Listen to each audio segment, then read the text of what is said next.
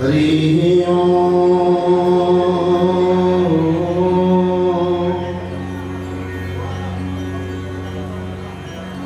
वंदे देवमापतिं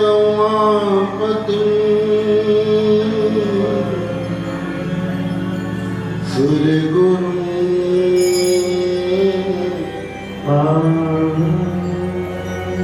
वंदे जगत्कारणं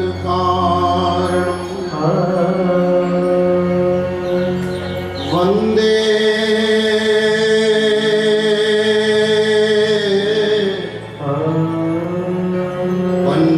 पन्नगभूषणं मृगधरं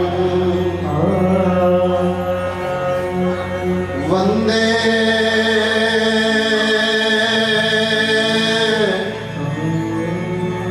पशूनां पति वंदे सूर्यशशाङ्कवह्निनयनं वंदे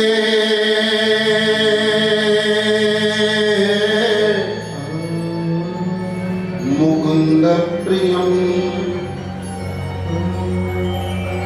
वंदे भक्तजनारसजं च वरदं वंदे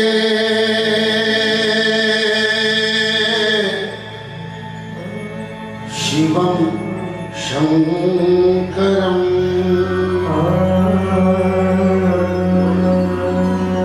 आत्मा त्वं गिरिजामती सहचरा प्राणा शरीरं गृहम्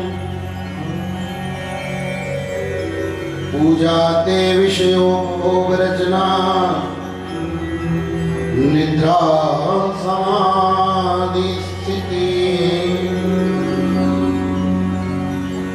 संचार पदयो प्रदक्षिण विधि स्तोत्राणि सर्वाङ्गिरो यद्यत् कर्म करोमि तद्यदखिलं शम्भो तवाराधनम्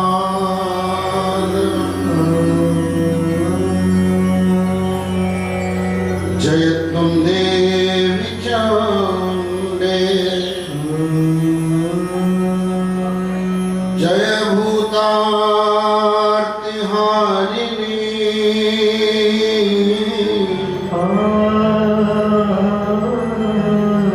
जय जय सर्वगते देवी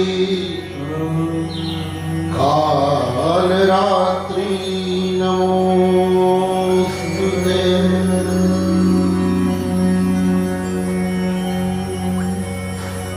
गजाननं भूतगणादिसेवितं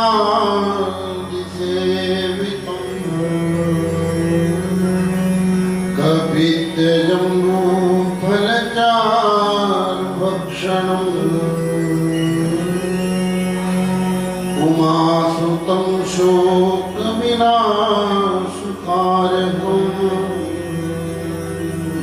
नमामि विघ्नेश्वरपादपङ्कजम्।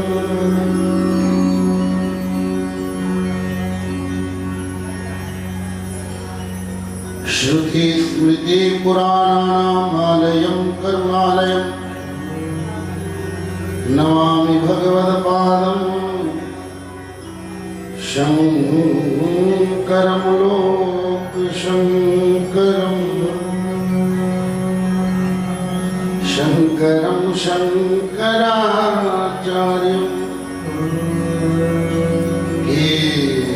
केशवं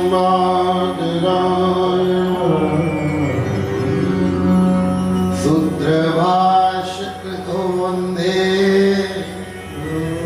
भगवन्तो पुनः पुनः ईश्वरो गुरुरात्मेति मूर्तिभेदविभागिने व्योमवद्व्याप्तदेहाय श्रीदक्षिणामूर्तये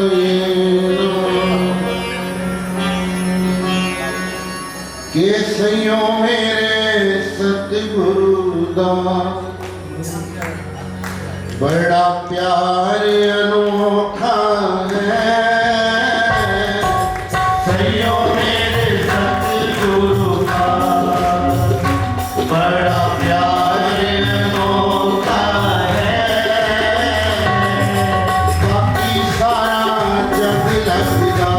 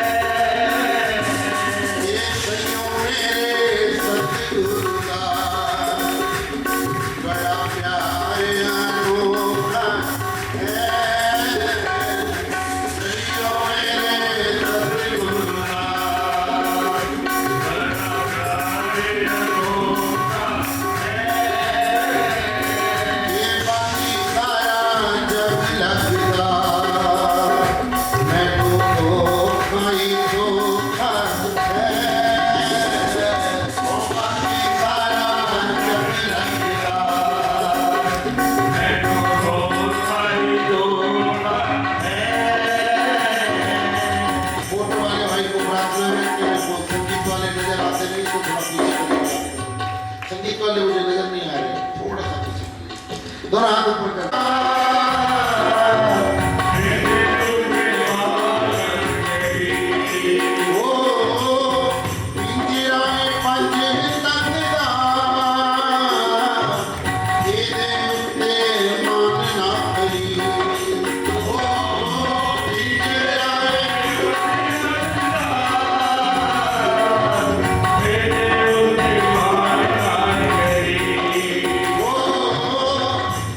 तो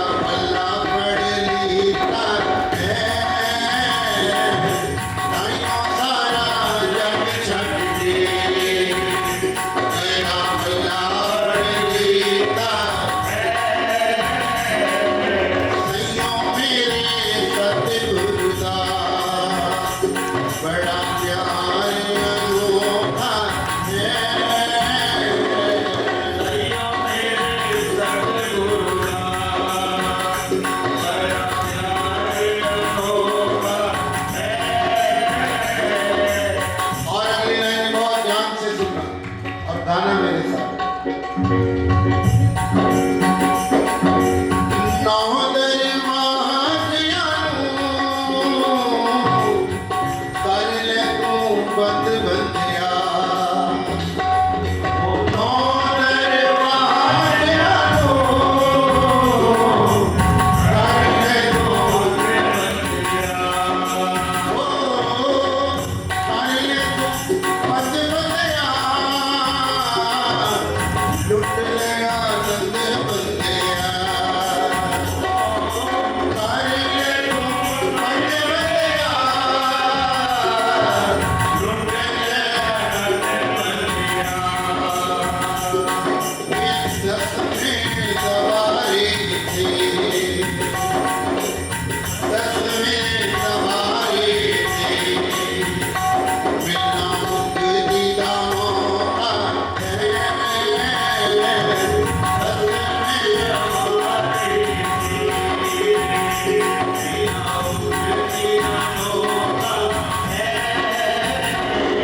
ये सैयों मेरे सतगुरु दा बड़ा प्यार अनोखा है सैयों मेरे सतगुरु दा बड़ा प्यार अनोखा है।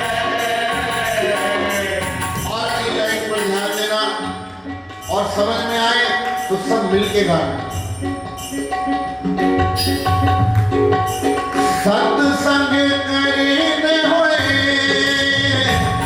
जदों अमृत बरे साउंदे ओ सत्संग करीने होए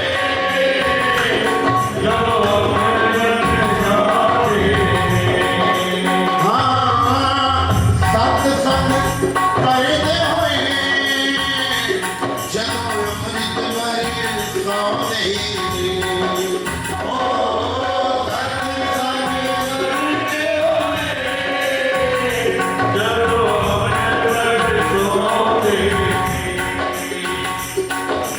जिन्नां ते प्राण दृष्टि वो यो तर जाते ओ जिन्नां ते प्राण दृष्टि वो यो तर जाते के नाम दा खजाना बिकदा के नाम दा खजाना गली गली विच होता है नाम दा खजाना बिकदा गली गली विच होता है ये सैयों मेरे सतगुरु दा बड़ा प्यार अनोखा है ओ सैयों मेरे सतगुरु दा बड़ा प्यार अनोखा है ये बाकी सारा जग रखदा मैनू तो खाई धोखा है ओ बाकी सारा जग रखदा मैनू तो खाई धोखा है। एक बार दोनों हाथ ऊपर उठाएं सभी और मिल करके गाएं मिल करके ले ले डमरू वाले दाना के डूबी हुई तर जाई ले ले डमरू वाले दाना के डूबी हुई तर जाई आइए ले डमरू वाले दाना के डूबी हुई तर जाई आपड़ सतगुरु दी मां आपड़ सतगुरु दी मां के डूबी हुई तर जाई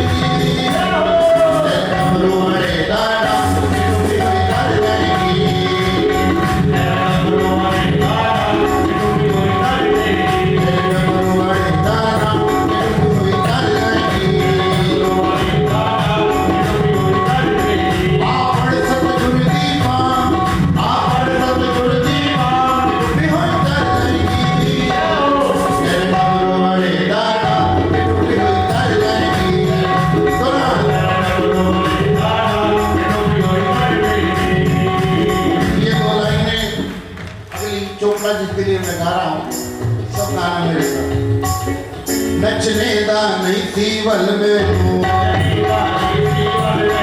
ते प्यार ने नचने ला दिता नचने दा नहीं थी वल मैनू तेरे इश्क ने नचने ला दिता तेरे इश्क ने नचने ला दिता सतगुरु वाला बना दिता सतगुरु वाला बना दिता मेरे गल का नाम पवा दिता मेरे गल का नाम पवा दिता दोनों हाथ ऊपर आपड़ मुर्शद दीवा आपड़ मुर्शद दीवा कोई कर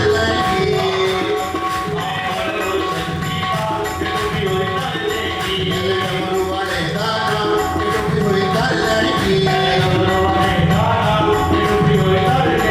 मेरे डमरू वाले दाना कोई कर लेगी मजा नहीं आ रहा दोनों हाथ ऊपर कर सबने गाना मुंडे मुखड़े तो जीवे जीवे चाई जाना मुंडे मुखड़े तो जीवे जीवे मुंडे मुखड़े तो जीवे जीवे चाई जाना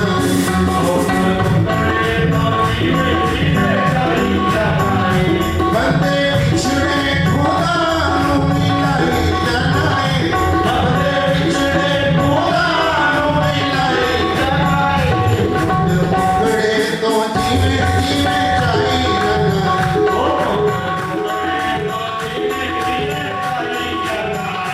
बंदे बिछड़े खुदा नू मिलाई जाना है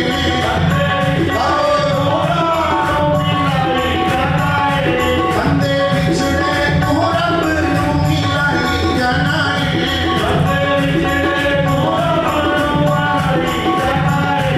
बंदे मुखड़े तो जीवे जीवे चाई जाना आइए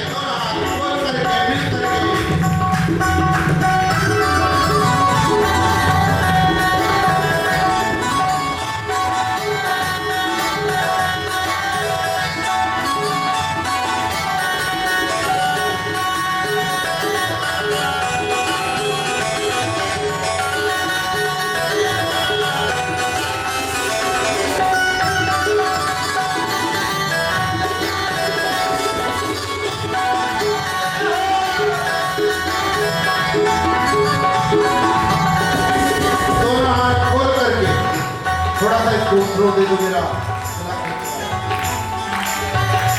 ओ ना करना दीदार सजन दा ओ ना करना दीदार सजन दा जिन्ना अखियां सांभ के रखियां ओ ना करना दीदार सजन दा ओ ना अखियां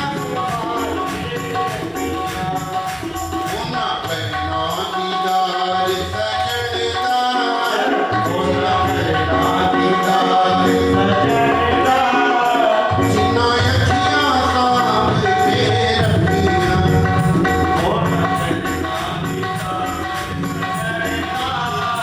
जिन्ना अखियां सांभ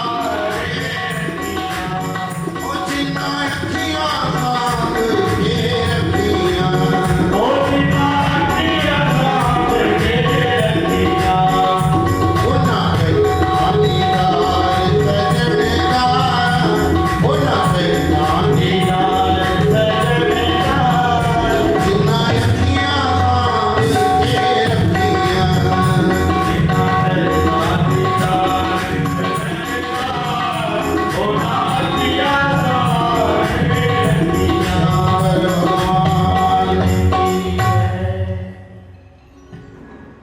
उमापति महादेव की जय।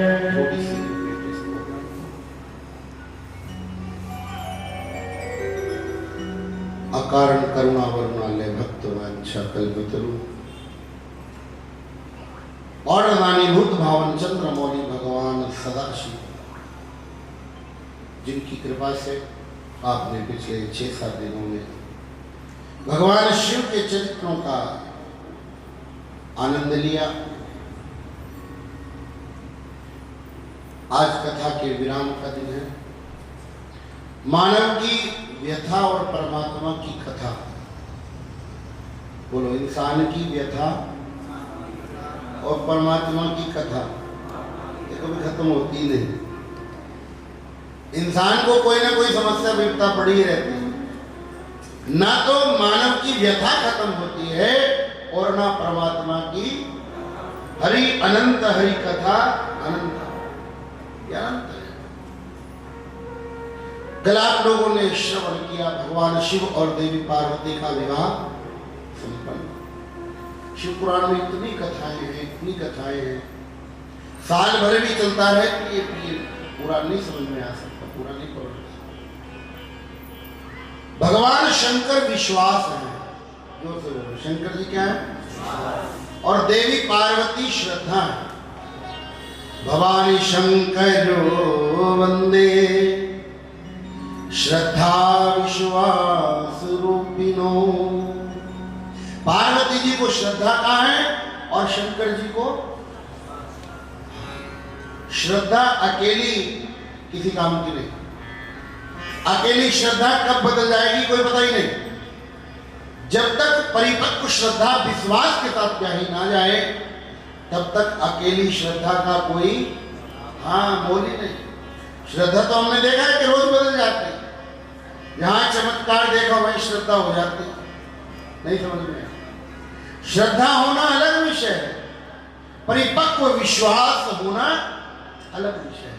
और याद रखना, काम किसी देवी ने नहीं करना, काम किसी देवता ने नहीं करना, काम किसी गुरु पीर फकीर ने नहीं करना।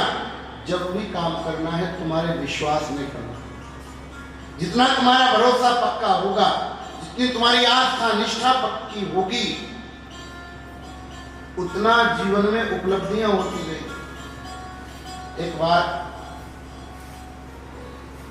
भगवान शंकर, सुनने जैसी बात, देवी पार्वती के साथ ना हरिद्वार घूमने आ गए। कहाँ गए बोलो?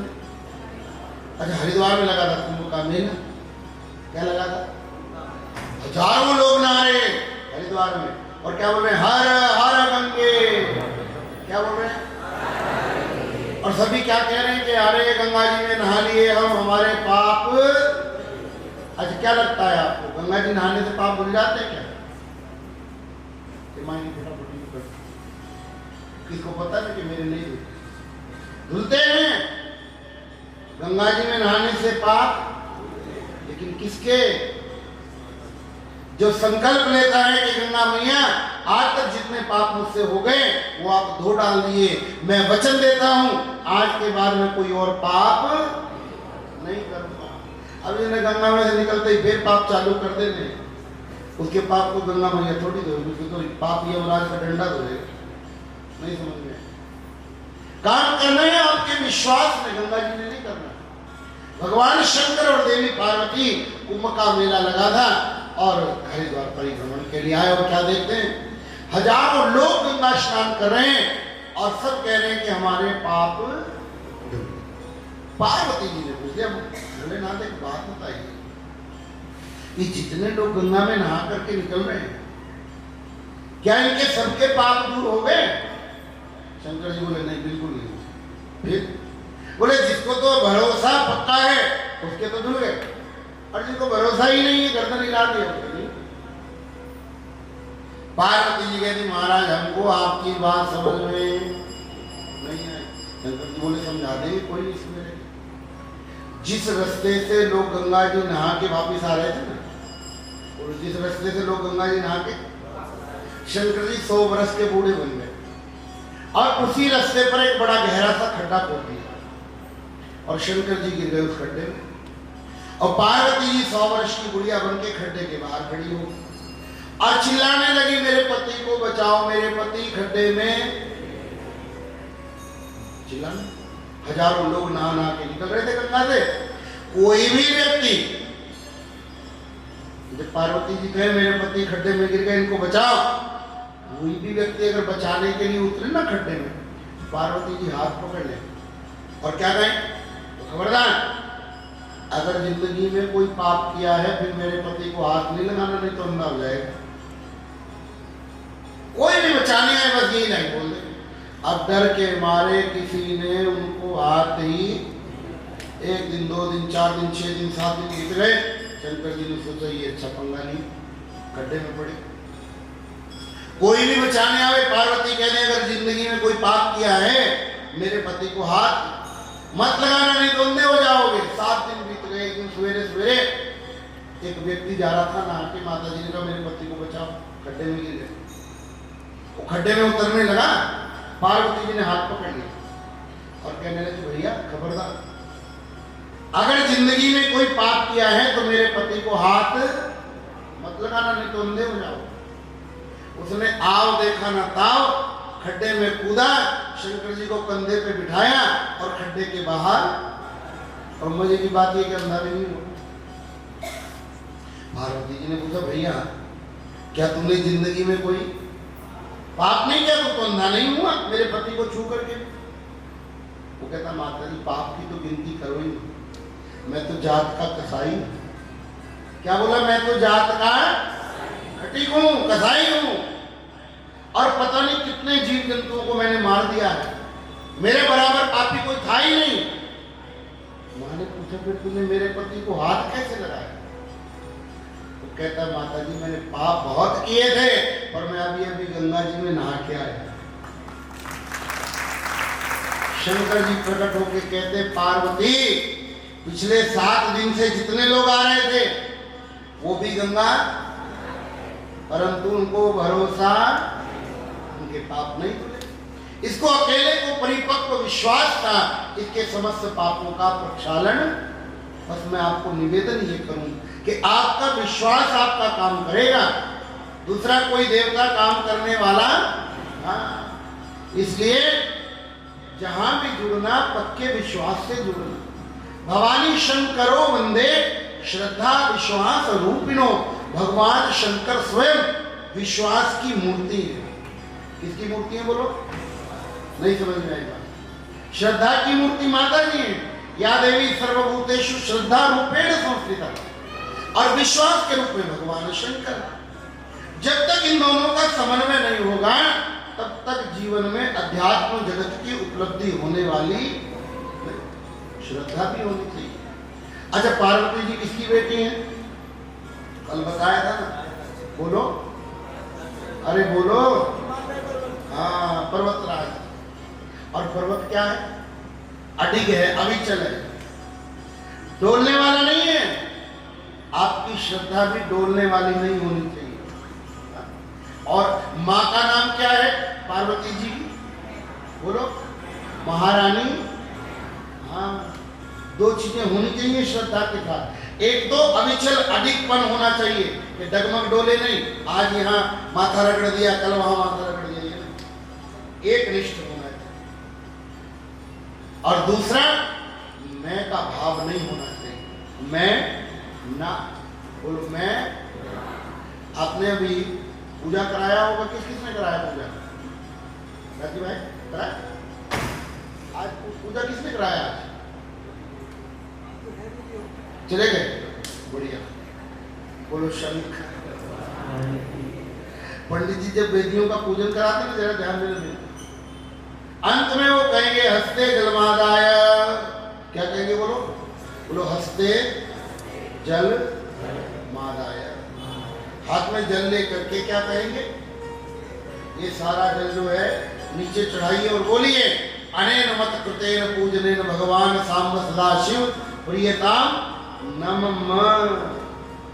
मैं से ना जुड़ जाऊं, मैं अहंकार से ना जुड़ जाऊं। आपकी श्रद्धा में 2 गुण होने ही चाहिए। एक तो अडिगपन होना चाहिए, अविचलपन होना चाहिए, और दूसरा मैं का भाव नहीं होना चाहिए, अहंकार का भाव नहीं होना चाहिए। और भगवान शंकर है विश्वास। बोलो वट विश्वास अचल निज धर्मा। अपने धर्म में अचल होना चाहिए, तब जाकर के शिव तत्व की प्राप्ति होती है। भगवान शिव और देवी पार्वती, ये दोनों श्रद्धा और विश्वास हैं।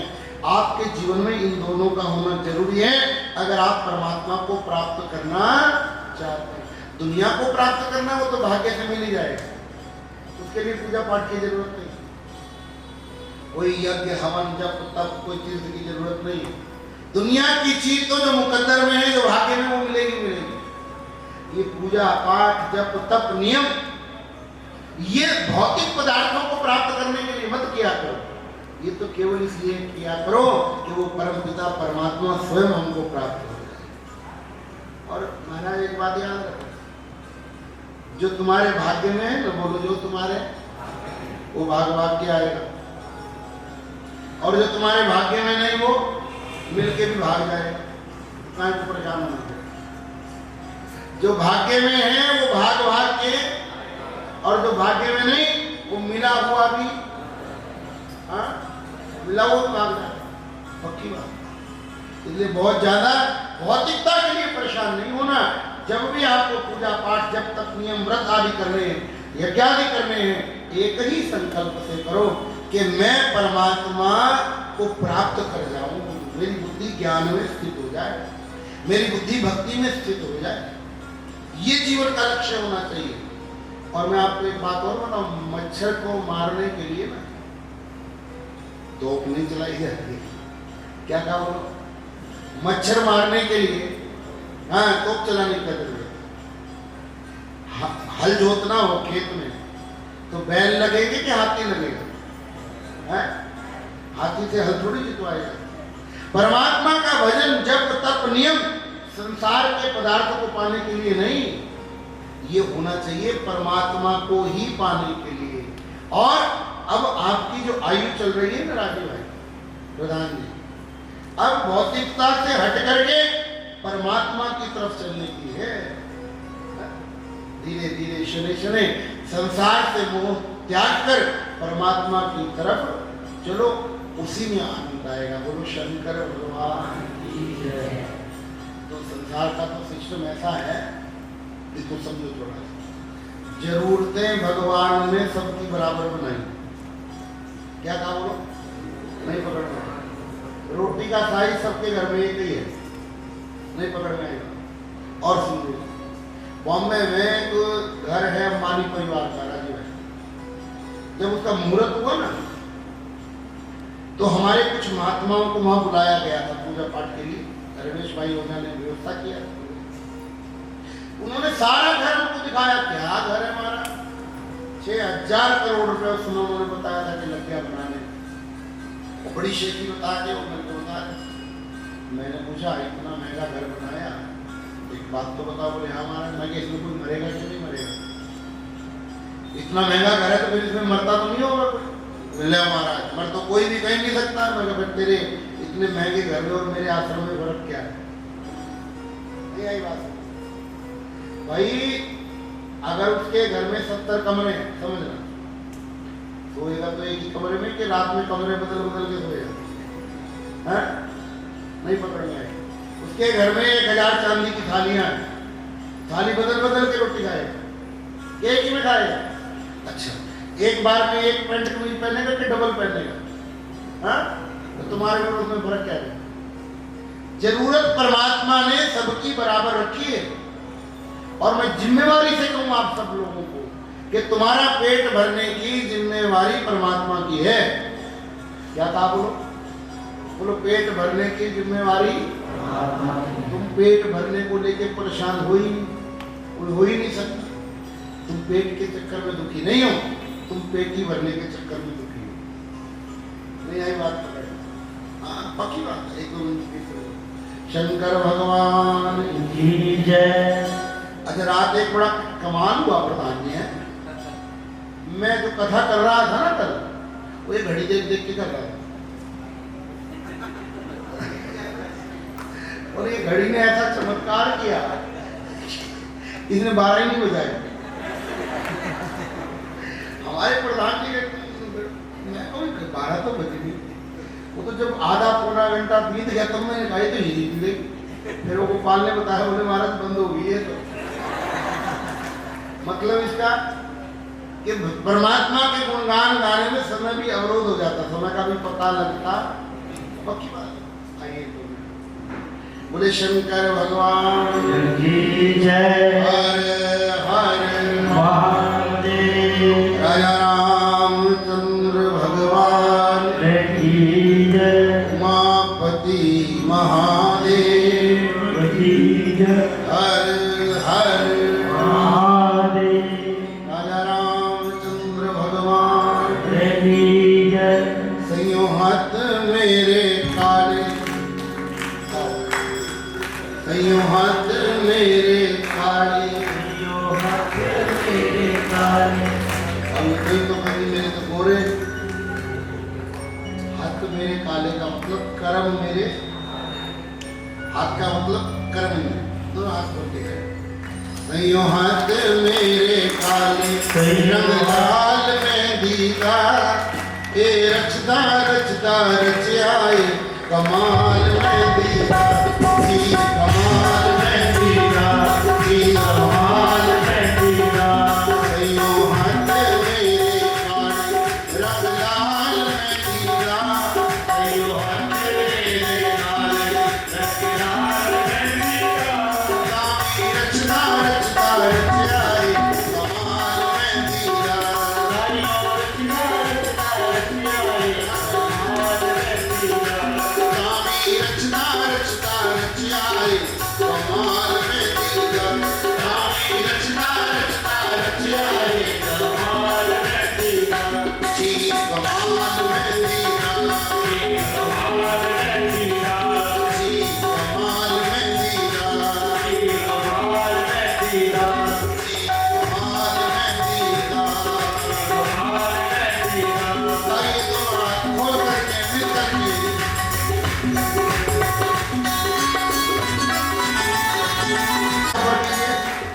और शब्दों को समझना और गाना मिलकर। कपड़े नाम दे रंगाए जाके सत्संग दे विच पाए, कपड़े नाम दे रंगाए सत्संग दे विच पाए, कपड़े नाम दे रंगाए जाके सत्संग दे विच पाए, कपड़े नाम दे रंगाए सत्संग दे विच पाए। पुराने सौरे कर बचाए एक कमाल मेहंदी का, पुराने सौरे कर बचाए एक कमाल मेहंदी का। सैयों हाथ मेरे काले, रंग लाल मेहंदी का, सैयों हाथ मेरे काले, कमाल मेहंदी का, सैयों हाथ मेरे काले, रंग लाल मेहंदी का, सैयों हाथ मेरे काले, रंग लाल मेहंदी का।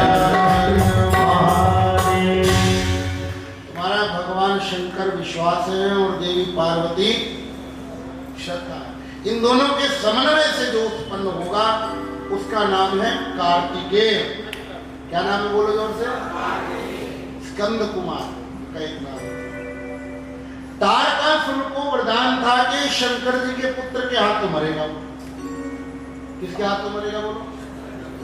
थोड़ा जोर से सुना नहीं। किसके पुत्र के हाथ? भगवान शंकर और देवी पार्वती विवाह के उपरांत पर्वतराज से विदा होकर के आ गए कैलाश पर्वत की एक सुंदर गुफा। ये वो लोग कथा ध्यान से सुने जो अमरनाथ जाते हैं। कहाँ जाते हैं? भगवान शंकर और देवी पार्वती दोनों एक सुंदर गुफा के अंदर प्रवेश कर गए, सुंदर कंदरा के अंदर प्रवेश कर गए और दोनों दृष्टि संसर्ग में बैठ गए। इसको थोड़ा सा समझना है, थोड़ा टेढ़ा काम। बोलो दृष्टि संसर्ग। एक हमारे यहाँ योग की प्रक्रिया होती है, उसको कहते हैं त्राटक। समझ रहे हैं? जानकारी है किसी को त्राटक के बारे में? हाँ? नहीं, सुनो। योग मार्ग की प्रक्रिया है, उसको कहते हैं त्राटक। बिना पलक को झपके किसी एक चीज को निरंतर देखते रहना, योग में इसको त्राटक कहते हैं। क्या कहते हैं?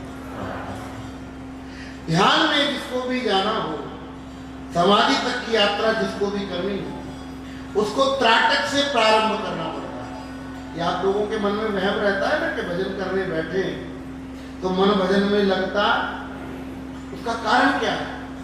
उसका कारण ये है कि आपको भजन करने की पद्धति का ज्ञान, मन तो इधर उधर जाएगा। योग मार्ग में सबसे पहले कहा है त्राटक, बोलो जोर से। और आपको एक बढ़िया बात बताऊं, जो चाहते हैं कि मेरा मन भजन में लगे, कौन कौन चाहते हैं?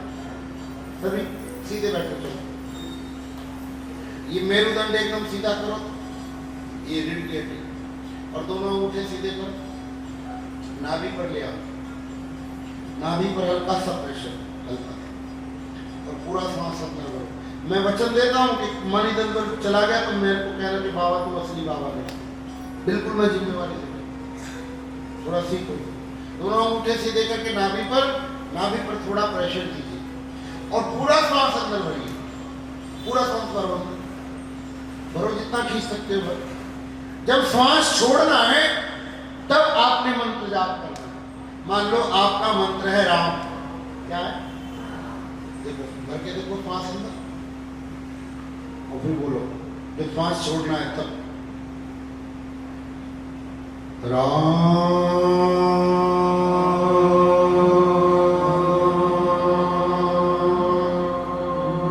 जब तक सांस खत्म ना हो, क्या कहा मैंने? बोलो जब तक यहाँ मूलाधार केंद्र से श्वास चले और यहाँ आकर के खत्म हो। देखो जरा करके ओम नमः शिवाय। इतना लंबा बोलना है कि अब श्वास लिए बिना रहा न जाए, नहीं पकड़ना है। इतना लंबा बोलना है, इतना उसको दीर्घ काल तक बोलना है कि बिना श्वास लिए लगे कि अब तो श्वास लेना ही पड़ेगा। फिर करके देखो ओम नमः शिवाय। करो 2-5 मिनट। ओम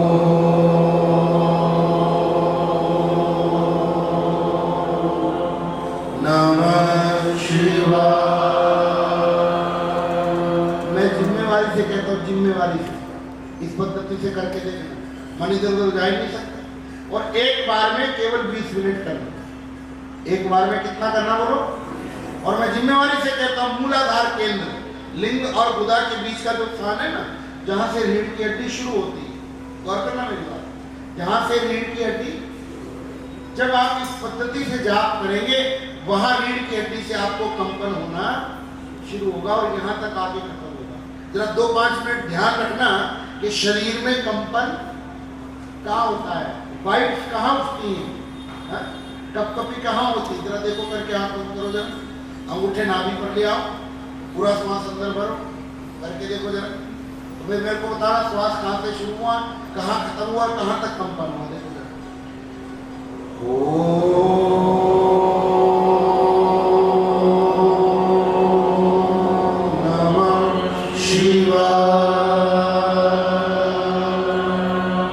मान लो आपका मंत्र है सोहम, क्या है? गुरुओं ने जो दिया, करो जरा श्वास भरो अंदर,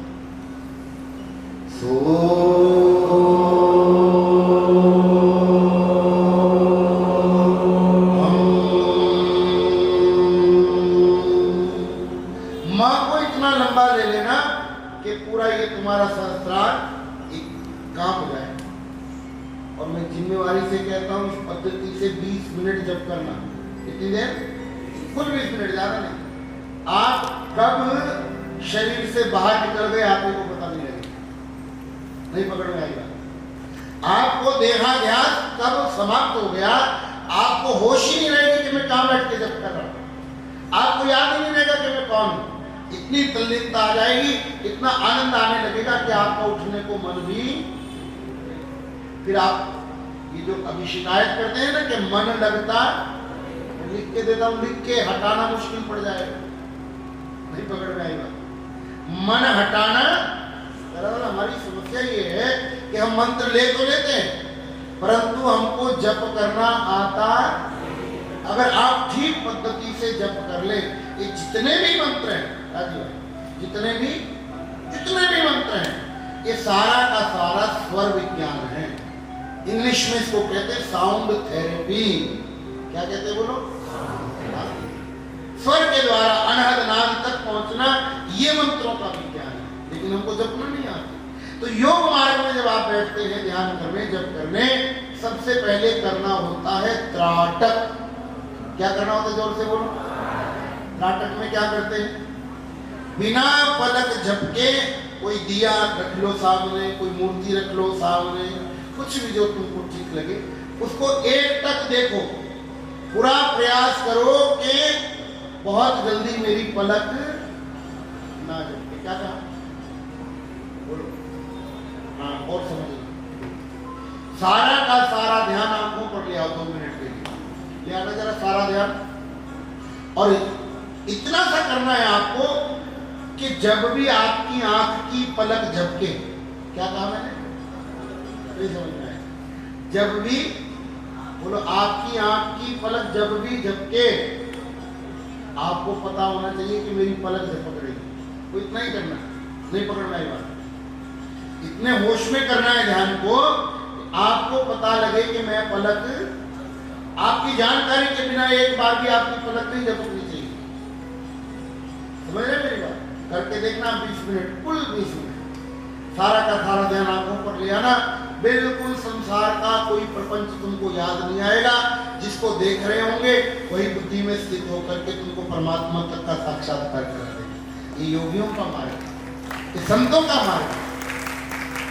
लेकिन समस्या हमारी ये है कि हम 10-15 हजार को, 2-3 हजार को गुरु लोग एक साथ मंत्र दे देते, और मंत्र तो ले लिया, लेकिन जपने की पद्धति, जपने का तरीका पता होता, 10-10 साल 20-20 साल तक जप कर रहे हैं, लेकिन कोई अनुभूति होती, ऐसे जप का फायदा नहीं। क्या नहीं पकड़ में आएगा। जब ऐसा कीजिए जिसको करते करते करते करते आपको अनुभूति उतर जाए भीतर। हाँ, इतनी तल्लीनता हो जाए ध्यान मेरी तरफ बोलो, इतनी एकाग्रता, इतनी तल्लीनता हो जाए कि आप ध्यान करते करते जीव ना रहे, आप ध्यान करते करते स्वयं शिव हो जाए। नहीं आई बात समझ? क्योंकि मैंने पहले दिन बताया कि जिसका ध्यान करोगे उसके जैसे हो जाओगे। बताया था ना, जिसका ध्यान करोगे उसके जैसे हो जाओगे। ये यथा मां प्रपद्यन्ते तांस तथैव भजाम्यहम्। अगर आपने इस पद्धति से ध्यान किया, इस पद्धति से जाप किया, 1 महीना करके देख लो मेरे कहने से, कुल 1 महीना देखना। 10 साल का जप एक तरफ और 1 महीने का जप जो आपने कभी पढ़ा भी नहीं, बोलो जो आपने कभी सुना भी नहीं, ऐसी ऐसी चीजें अपने आप आपके अंदर से निकलने लग जाएंगी। मैं आपको एक छोटी सी बात बताऊं, व्यास गद्दी पर बैठा हूं राजा, ये जो शिव पुराण की कथा मैं कर रहा हूं, ईमानदारी से क्या मैंने कभी पढ़ी नहीं। समझ रहे हैं आप मेरी बात? भगवान शंकर साक्षी हैं, मैंने आज तक पूरा शिव पुराण एक साथ कभी पढ़ा ही नहीं। कोई 1-2 अध्याय पढ़नी हो तो बात अलग है। और मैं भी हैरान होता हूं व्यास गादी पर आकर, मैं स्वयं भी, कि ये बात तो मैंने कभी पढ़ी नहीं, कभी सुनी नहीं, कहीं मेरे दिमाग में ये आ गई कैसे अपने आप। वहां एक सिस्टम ऐसा है कि जो पूरा ब्रह्मांड है ना, इसमें ज्ञान व्यापक है। इस पूरे ब्रह्मांड में बोलो ज्ञान, हाँ व्यापक है। आपके अंदर ग्रहण करने की शक्ति होनी चाहिए, उसको एब्जॉर्ब करने की, उसको धारण करने की आपके अंदर ग्राहक शक्ति होनी चाहिए। और ध्यान करते करते, जप करते करते आपके अंदर वो ग्राहक शक्ति जागृत हो जाती है।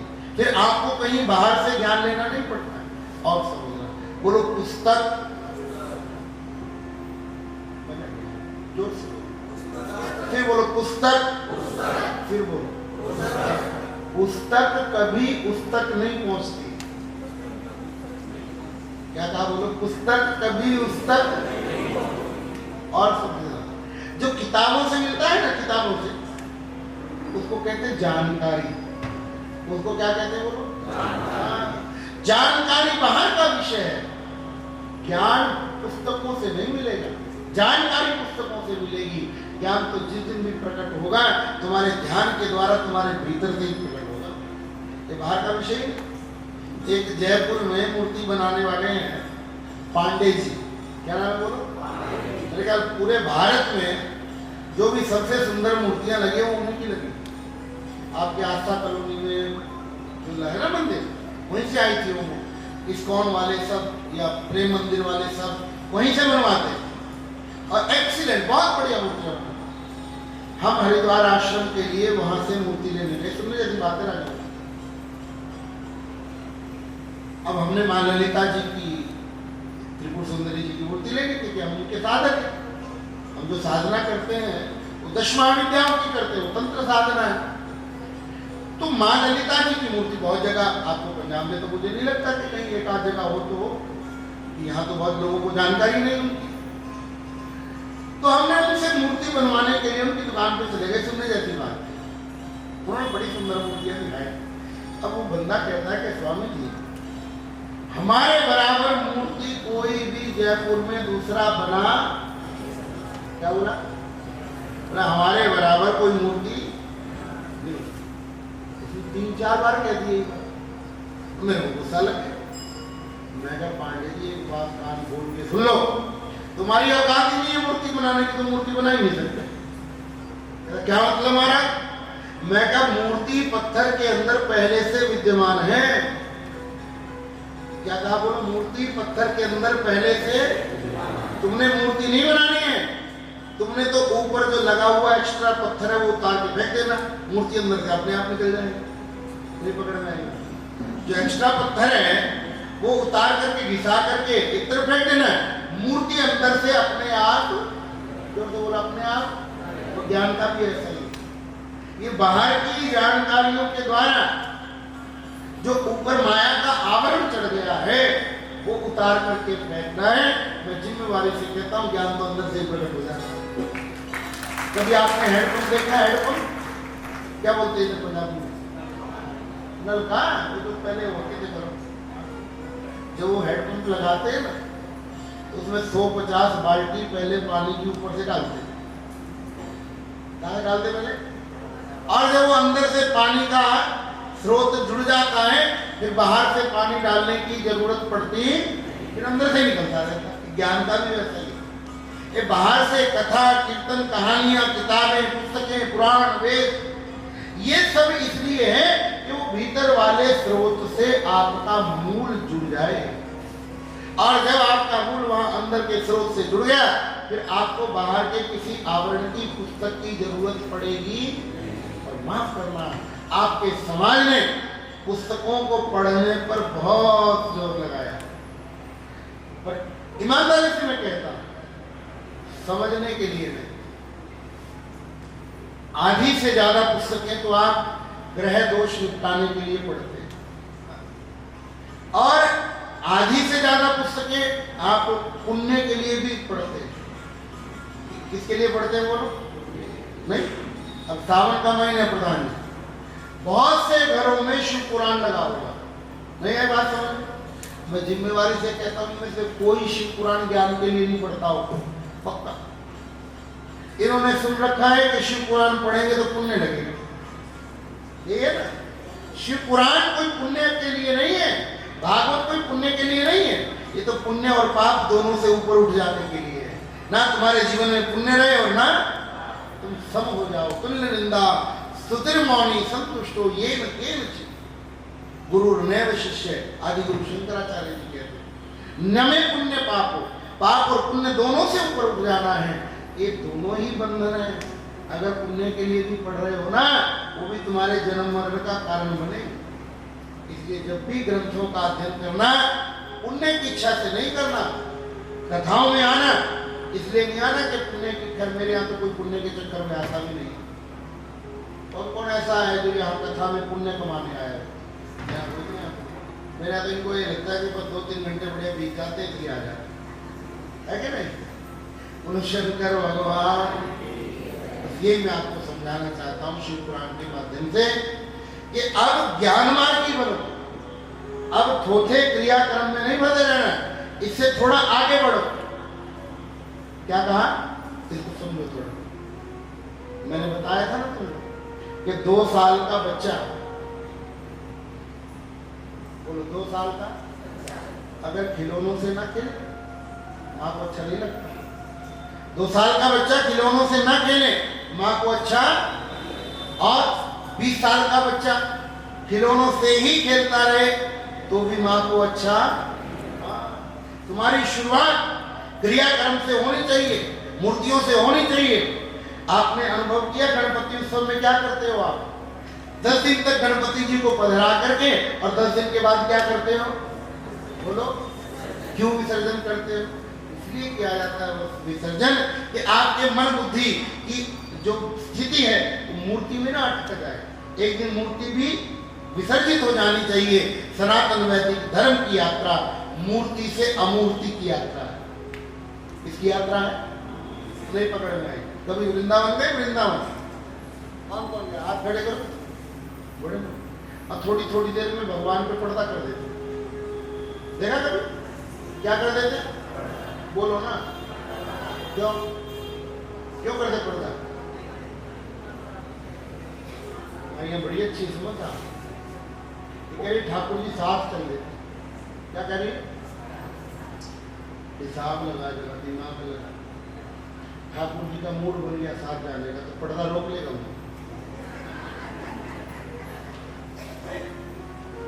बोलो, अरे भाई जब खंबा फाड़ के प्रकट हो गया वो पर्दा नहीं फाड़ सकता है?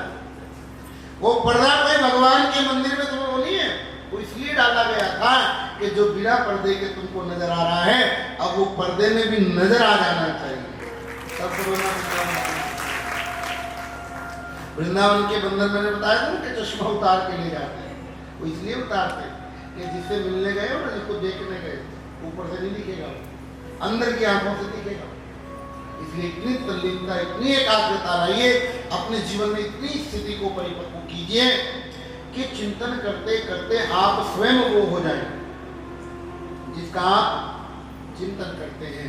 ये बिना जप के, बिना ध्यान के, बिना साधना के होने वाला नहीं है। मैं आपको प्रार्थना बस इतनी करना चाहता हूँ कि जप कीजिए, तप कीजिए, साधना कीजिए, अध्ययन कीजिए, लेकिन कीजिए तरीके से।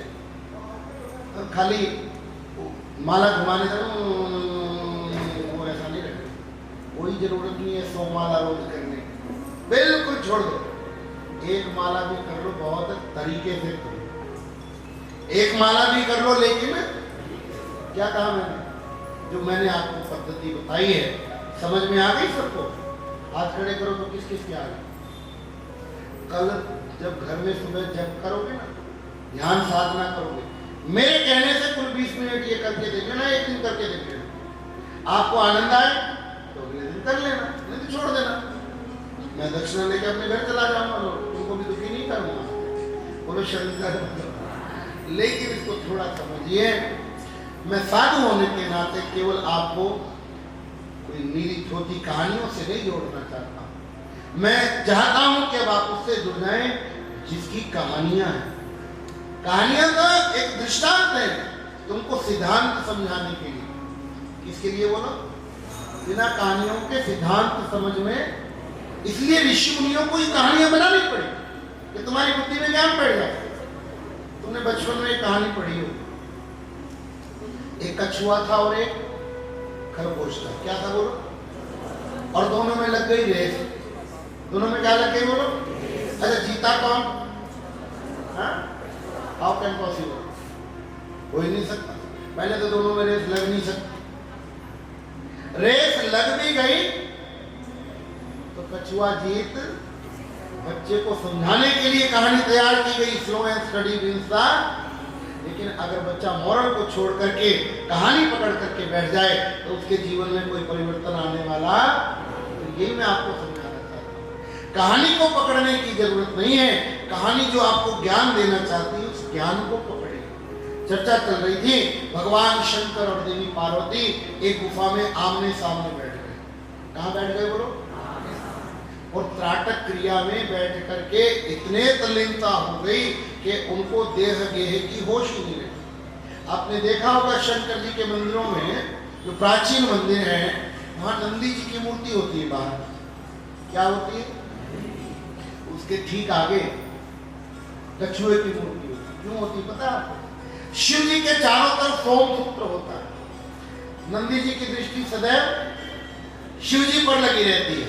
कछुआ इसलिए लगाया जाता है कि जब आप मंदिर में प्रवेश करें तो दृष्टि संसर्ग दोष भंग ना हो। वो जो एक दूसरे को देख रहे हैं ना, अगर आप बीच में से क्रॉस करेंगे तो वो पाप लगेगा, वो दोष हमको न लगे, इसलिए वहां कछुआ स्थापित कर दिया गया। वो अंतर्मुखी होने का प्रतीक है। शंकर जी और पार्वती जी दोनों आमने सामने बैठे थे, कई बरस बीत गए। बाहर देवताओं को चिंता हो गई, तो इनका ब्याह भी हो गया। अब ये दोनों गुफा में प्रवेश कर गए, इनका संतान कैसे होगी? इनकी संतान होगी नहीं तब तक तारकासुर मरेगा नहीं। इंद्र को चिंता हो गई कि अंदर बाबा जी ने कहीं दोबारा फिर समाधि न लगा ली गुफा। लेकिन अब किसी के व्यक्तिगत निवास में जाना भी ठीक नहीं, कैसे करें? अच्छा, एक था समाधियां खुलवाने का डिपार्टमेंट था, जिसके पास काम दे वो बेचारा जल के मर गया।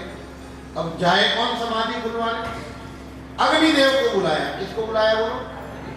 अग्निदेव को कहा कि शंकर जी को क्रोध आ भी गया, उनके नेत्र से अग्नि निकली भी, अग्नि का अग्नि कुछ बिगाड़, अग्नि देवता तुम जाओगे, देख क्या हो।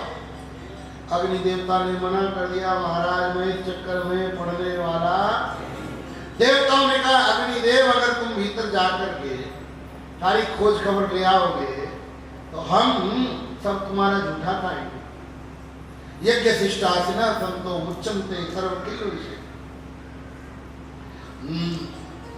देवताओं ने बहुत समझा। अग्नि देवता एक कपोत रूप धारण करते हैं। कपोत समझते हैं? कपोत कहते हैं संस्कृत में कबूतर। क्या कहते हैं? कबूतर का रूप बना करके गुफा के अंदर प्रवेश कर गए। शंकर जी और पार्वती जी दोनों आमने सामने बैठे, त्राटक क्रिया योग मार्ग में चल रही। जैसे ही कबूतर गुफा के अंदर गया, शंकर जी का ध्यान पार्वती से हट करके उस कबूतर पर चला। जैसे ही कबूतर पर ध्यान गया, शिव जी के मस्तक से तेज पुंज नीचे भूमि पर गिर गया। वो तेज पुंज अग्नि देवता ने ग्रहण कर लिया और बाहर आ। पार्वती जी को बड़ा क्रोध लगा कि जिस तेज पुंज को लेकर के मैं गर्भवती होने वाली थी, मैंने मातृत्व के सुख को भोगना था, मेरी संतान होनी थी, वो देवताओं ने छल करके अग्नि को दे दिया। पार्वती जी ने देवताओं को कहा, देवताओं जाओ, जैसे मेरे यहाँ संतान न हो पाई, आज के बाद तुम्हारे यहाँ भी संतान। किसी भी देवता के यहाँ संतान नहीं है, पढ़ के देख लेना। अग्निदेव भगवान शिव जी का तेज पुंज ग्रहण तो कर गए, पर उनकी इतनी सामर्थ्य नहीं थी कि शंकर जी के तेज को, बोलो आपने कभी हनुमान चालीसा पढ़ी? किस किसने पढ़ी? उसमें एक लाइन आती है, पढ़ना जरा। आपन तेज संभारो आप, और आगे तीनों लोग भागते। ये किसके लिए लिखा है? हनुमान जी के लिए। किसके लिए? जोर से बोला करो, किसके लिए? और हनुमान जी किसके अवतार हैं? जोर से बोलो। लेकिन गजब की बात यह कि अंश अवतार है, पूर्ण अवतार नहीं है। नहीं पकड़ में आई होगी बात। शिव जी अपने पूरे तेज के साथ हनुमान नहीं बने, केवल बोलो केवल अंश, थोड़ा सा अंश से बने। अब विचार करना, जिसका छोटा सा अंश कोई और धारण नहीं कर सकता, तो क्या उसका पूरा तेज कोई और धारण कर सके? ये आजकल बड़ा पखंड चलता है धर्म के नाम पर। उसमें शिव जी आ गए, उसमें देवी आ गई, उसमें हनुमान आ गया। चलता है क्या? नहीं चलता। नहीं आई बात समझ में? अरे तुम्हारे में कोई देवता घुस भी गया ना, तुम्हारे शरीर के हो जाएंगे चिथड़े चिथड़े। धर्म के नाम पर पखंड बहुत चलने लगे। अग्निदेव भगवान शिव के तेज को धारण न कर पाए। नारद जी से पूछा, महाराज अब मैं इस तेज पुंज का क्या करूं? नारद जी बोले, सप्तऋषियों की पत्नियां कार्तिक का महीना चल रहा है, गंगा स्नान करने आती हैं। जब कल को गंगा स्नान करने आएंगी, तुम गंगा के किनारे पर चेतन हो जाना। ये तेज पुंज 7 हिस्सों में बांटकर सप्तऋषियों की पत्नियों के गर्भ में रख दे। ठीक है मां। गंगा स्नान करने आई, कार्तिक का महीना था, ठंड लग रही थी, अग्निदेव स्वयं चेतन हो गए। ऋषि पत्नियां कहने लगी चलो अग्नि जल रही है, थोड़ा अपने हाथ ताप लेते, अग्नि ताप लेते। लेकिन वशिष्ठ जी की जो धर्म पत्नी थी उनका नाम था अरुणधति। क्या नाम था? उन्होंने मना कर दिया कि ये माया की अग्नि है, इसके पास जाना ठीक। लेकिन बाकी ऋषि पत्नियों ने देवी अरुणधति की बात को नहीं माना और चली गई अग्नि तापने। अग्निदेव ने छल करके 6 ऋषि पत्नियों के गर्भ में वो तेजपुंज धारण करा दिया। अब ऋषि पत्नियां विचार करने लगी कि हम तो समय से पहले गर्भवती हो गए, हमारे पति हमारे ऊपर शंका करेंगे, क्या करना चाहिए? देवी अरुणधति ने कहा महाराज आप एक काम करो कि ये तेजपुंज को गंगा जी में बहा दो। कहाँ बहा दो? 6 ऋषि पत्नियों ने वो तेजपुंज गंगा जी में बहा दिया। जैसे ही गंगा जी में वो तेजपुंज बहाया, वो तेजपुंज एक सुंदर बालक के रूप में परिवर्तित हो गया। बोले शंकर भगवान। उसी बालक का नाम पड़ा कार्तिकेय। क्या नाम पड़ा? कार्तिक इसलिए भी नाम पड़ा कि कार्तिक के महीने में प्रादुर्भाव हुआ था। दूसरा, जैसे देवताओं की योनि है ना, ऐसी ही एक योनि है, उनको कहते हैं कृतिकाएं। तंत्र साधना में कृतिकाओं का बड़ा भारी प्रयोग किया जाता है, खासकर मारण क्रिया। अभी तो तंत्र के नाम पर ठगी रह गई है केवल, लेकिन जो वास्तव में तंत्र शास्त्र को जानने वाले हैं वो कृतिकाओं का प्रयोग मारण क्रिया में बहुत करते हैं। विश्वामित्र ने देखा वो बालक गंगा जी में बह रहा था, वो बालक को ले जाके कृतिकाओं को दे दिया कि आप इस बालक को पालिए। 6 कृतिकाएं उस बालक को पालने लगी, लेकिन सब चाहती थी कि हमारे छाती से दूध पिए, हमारा स्तनपान करे। 6 कृतिकाओं को सुख देने के लिए उस बालक के 6 मुख प्रादुर्भाव और एक नाम पड़ गया षडवदन। क्या नाम पड़ गया? जब ये बालक 6 वर्ष का हुआ, नारद जी ने मां पार्वती को कहा, देवी पार्वती आपका पुत्र कृतिकाओं के लोक में पल बढ़ रहा है, उसको आप ले आइए। पार्वती जी ने कहा कि मेरे यहाँ तो कोई बालक है ही नहीं। नारद जी ने पूरी कथा कह सुनाई। भगवान शिव के साथ देवी पार्वती कृतिकाओं के लोक में गई, बालक को लेकर के आई। अपनी गोद में जैसे ही उस बालक को बिठाया, माता जी का एक नाम पड़ गया स्कंद माता। क्या नाम पड़ गया?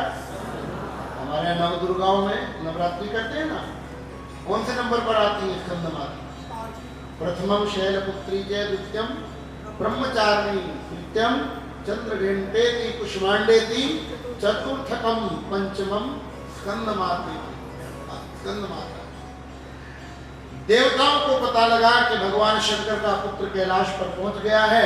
देवताओं ने जाकर के बालक को सेनापति बना दिया 6 वर्ष की आयु में ही, और तारकासुर के साथ युद्ध का बिगुल बजाया। भगवान ब्रह्मा जी का वरदान था तारकासुर शिव पुत्र के हाथों मरेगा।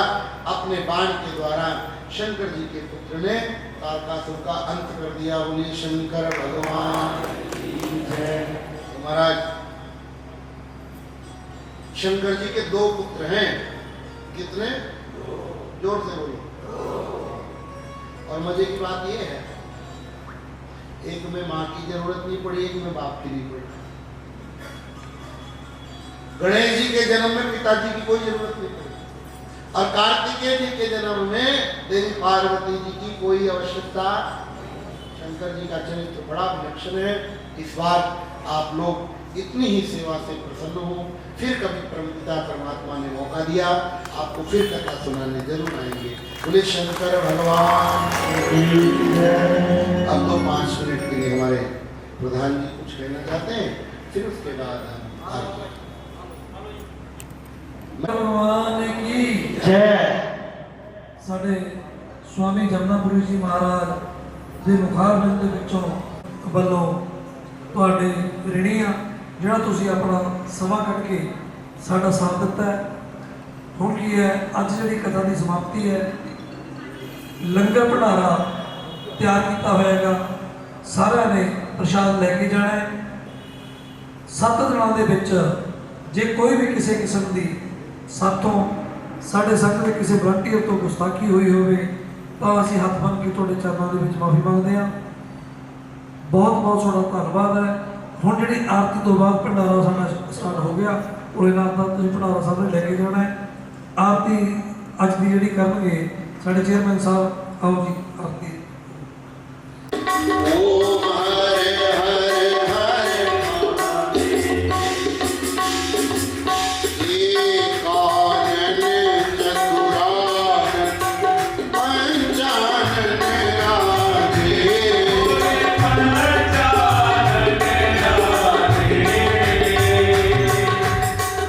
हंसासन करुणासन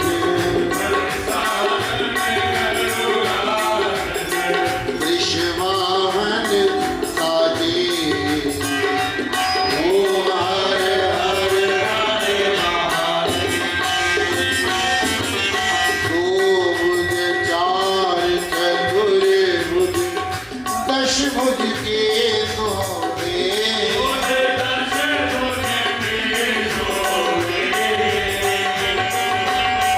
तीनों रूप निरंजन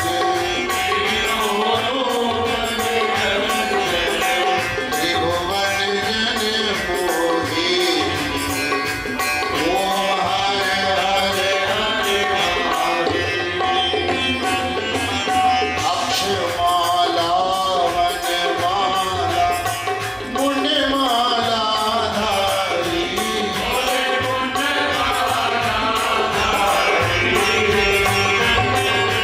चंदन मृग मदले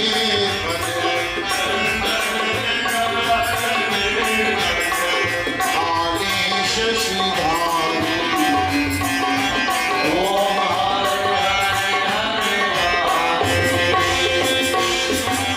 श्वेतांबर पीतांबर बाघांबर अम्बे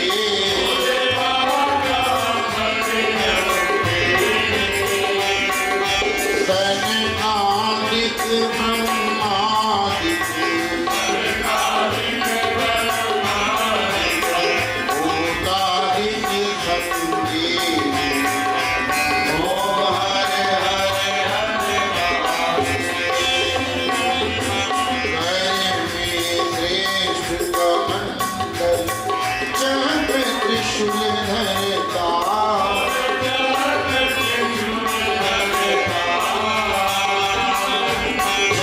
हरता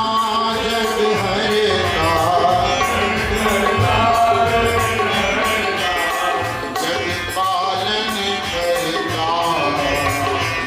ॐ हरे हरे ब्रह्मा विष्णु सदाशिव जानत अविवेका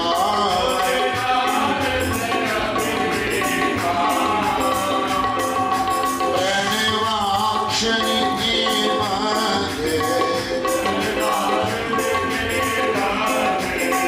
यह तीनों एका। ॐ हरे हरे काशी में विश्वनाथ विराजे नंदा ब्रह्मचारी।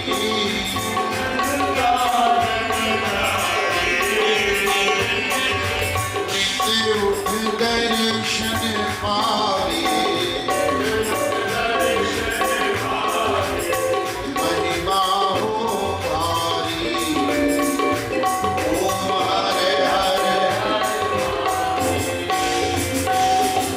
त्रिगुण स्वामी जी की आरती जो कोई नर गावे।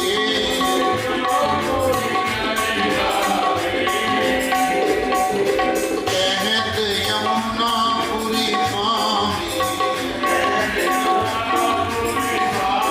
मनवांछित फल पावे। ॐ हरे हरे हरे जय शिव ओंकारा मन भज शिव ओंकारा। ब्रह्मा विष्णु सदाशिव भोले भोलेनाथ हरे धाम की धारा।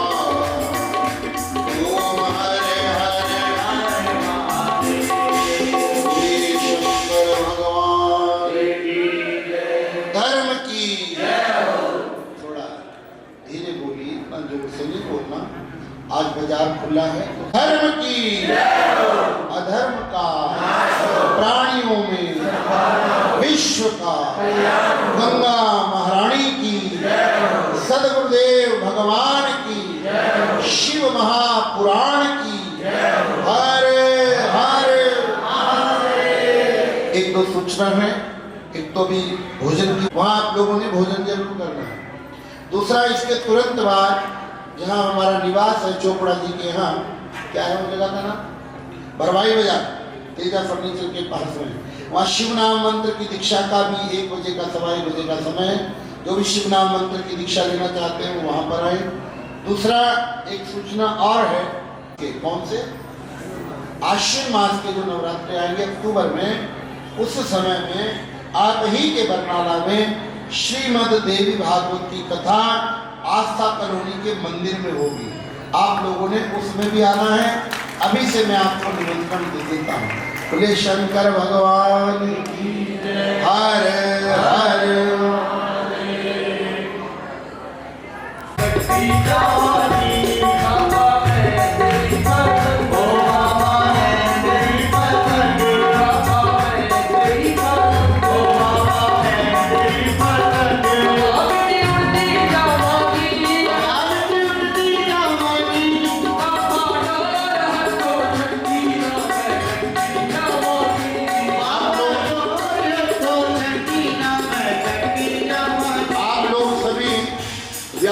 को प्रणाम करके लंगर भवन की तरफ जाते रहे, वहाँ भोजन प्रसाद की व्यवस्था है।